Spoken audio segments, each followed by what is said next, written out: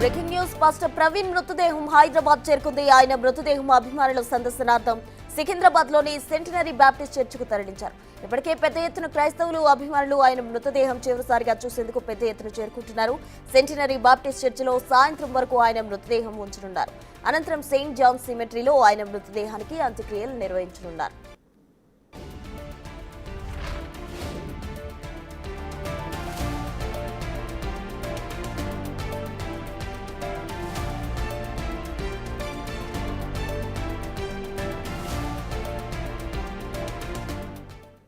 Pastor Praveen ఆయన మృతదేహం హైదరాబాద్ కు చేరుకుంది. అయితే మరి కాసేపట్లో ఆయనకు హైదరాబాద్ లోని సెంటినర్ బాప్టిస్ట్ చర్చికు ఆయనను తరలించనున్నారు. అక్కడ అభిమానుల సందర్శనార్థం ఆయన అక్కడ మృతదేహాన్ని అక్కడ ఉంచనున్నారు. దీనికి సంబంధించి పూర్తి వివరాలు మా ప్రతినిధి సాగర్ లైవ్ లో అందిస్తారు.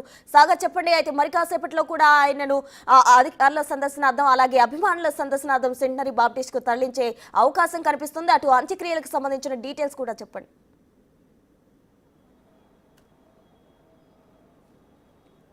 ప్రస్తుతం ఆంధ్రప్రదేశ్ రాష్ట్రం రాజమండ్రిలో సంచలనం సృష్టించిన పాస్టర్ ప్రవీణ్ మృతి కేసులో కొన్ని సంచలన విషయాలు అయితే బయటకు వస్తున్నాయి. ఈ నేపథ్యంలో నిన్న సాయంత్రం రాజమండ్రి ప్రభుత్వ ఆసుపత్రిలో పోస్టుమార్టం నిర్వహించిన అనంతరం నిన్న రాత్రి సికింద్రాబాద్లోని సెంటినరీ బాప్టిస్ట్ చర్చికి తరలించారు. ఈరోజు ఉదయం నుంచి తెల్లవారుజాము నుంచి క్రైస్తవ సోదరుల సందర్శనార్థం ఇక్కడే చర్చిలో పాస్టర్ ప్రవీణ్ మృతదేహాన్ని కూడా ఉంచనున్నట్లుగా కూడా తెలుస్తోంది. మనం చూడొచ్చు, ఇప్పటికే క్రైస్తవ సోదరులు పెద్ద ఎత్తున ఇక్కడికి చేరుకుంటున్నారు. నిన్న కొంత ఉద్రిక్తత వాతావరణాల మధ్య పోస్టుమార్టం నిర్వహించిన అనంతరం కూడా కుటుంబ సభ్యులకు పాస్టర్ ప్రవీణ్ మృతదేహాన్ని అప్పగించడం, అనంతరం ప్రత్యేక అంబులెన్స్ ద్వారా హైదరాబాద్ సికింద్రాబాద్లో ఉన్నటువంటి సెంటినరీ బాప్టిస్ట్ చర్చికి అయితే తరలించిన పరిస్థితి మనం కనిపిస్తుంది. అయితే ఇప్పటికే క్రైస్తవ సంఘాలు పాస్టర్ ప్రవీణ్ మృతిపైన ప్రత్యేక దర్యాప్తు చేయాలని డిమాండ్ చేస్తున్న పరిస్థితి కనిపిస్తుంది.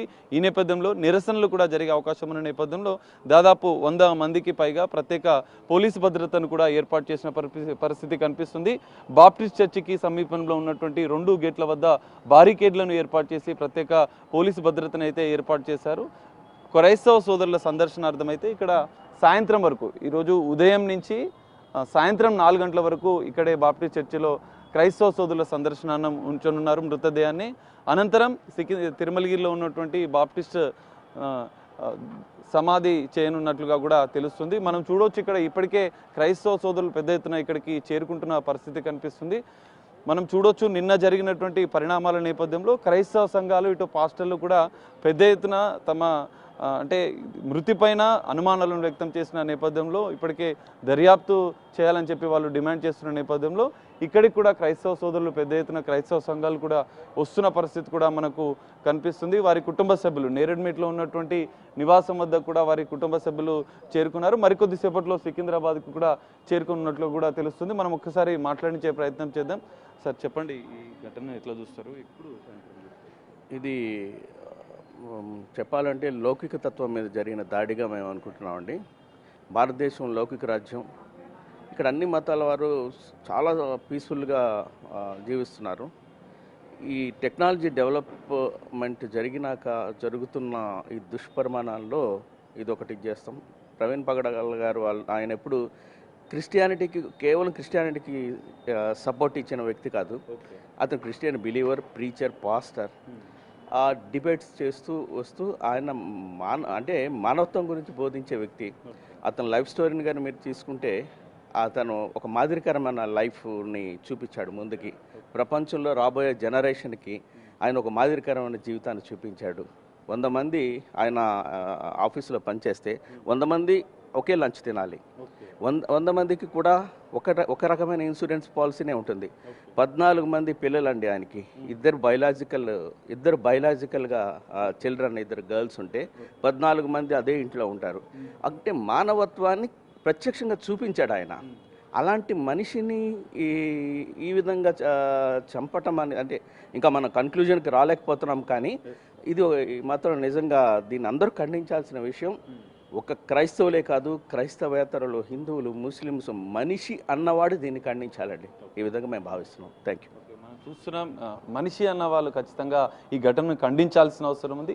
మానవత్వం, మతాలకు సంబంధం లేకుండా మానవత్వం కోసం బోధించిన వ్యక్తి ప్రవీణ్ పగడాల అని చెప్తున్న పరిస్థితి కనిపిస్తుంది. మనం చూడొచ్చు, ఇక్కడ బాప్టిస్ట్ చర్చికి కొద్దిసేపటి క్రితమే మృతదేహం వచ్చిన నేపథ్యంలో ఏర్పాట్లు చేస్తున్నారు.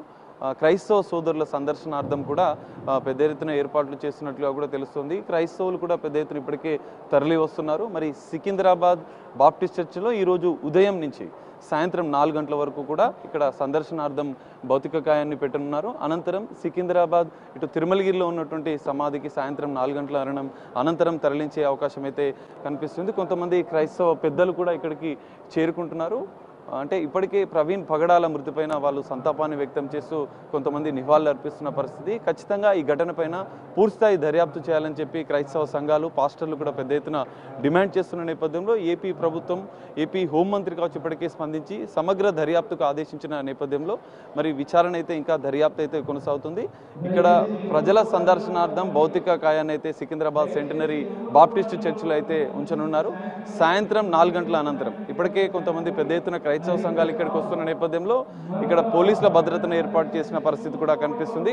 సాయంత్రం 4 గంటల అనంతరం తిరుమలగిరిలో ఉన్నటువంటి గ్లాజరిన్ సమాధి వద్దకైతే తీసుకెళ్లి అక్కడ అంత్యక్రియలు చేయనున్నట్లుగా కూడా మనకు తెలుస్తుంది. ప్రస్తుతం థ్యాంక్ యూ సాగర్.